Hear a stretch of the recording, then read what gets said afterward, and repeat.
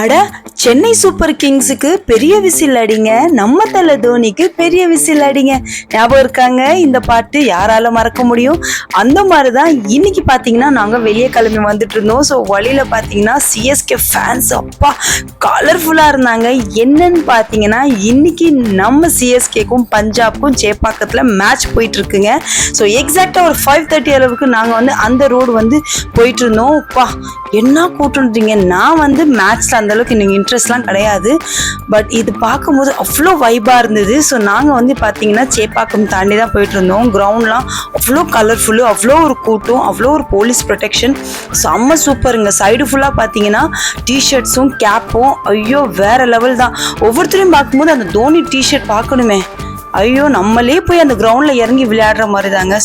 அந்த சேப்பாக்கம் வாசலில் பார்த்தீங்கன்னா அந்த டிவிக்காரங்களாம் நின்று செம்ம வைபாக பேட்டிலாம் எடுத்துகிட்டு இருந்தாங்க. ஸோ அவங்க வைபை நீங்களே பாருங்க.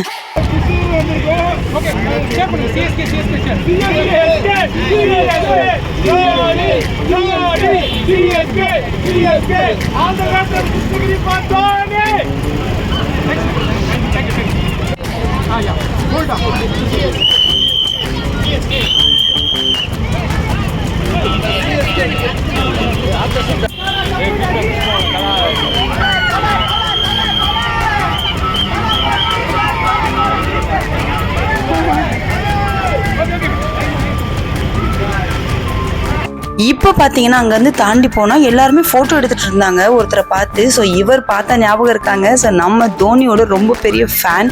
ஸோ எல்லாருமே அவருக்கு ஃபோட்டோலாம் எடுத்து அவருக்கு ஒரு நிறைய ஃபேன்ஸ் சேர்ந்துட்டாங்க. ஸோ அதுக்கப்புறம் நாங்கள் கிளம்பிட்டோங்க. ஆனால் இன்னைக்கு மேட்ச் பார்த்தீங்கன்னா ரொம்ப சூப்பராக தான் போச்சு. ஆனால் என்ன பஞ்சாப் வின் பண்ணிடுச்சு. பட் பரவாயில்லைங்க, அந்த லாஸ்ட் பால் வரைக்கும் அவ்வளோ சூப்பராக எஃபெக்ட் கொடுத்து நம்ம சூப்பர் கிங்ஸ் செம்மையாக விளையாடினாங்க. ஸோ அவ்வளோதாங்க, இந்த vlog இதோட முடிச்சுக்கிறேன். ஸோ இதே மாதிரி சூப்பரான vlogல மீட் பண்ணுறேன். பாய்.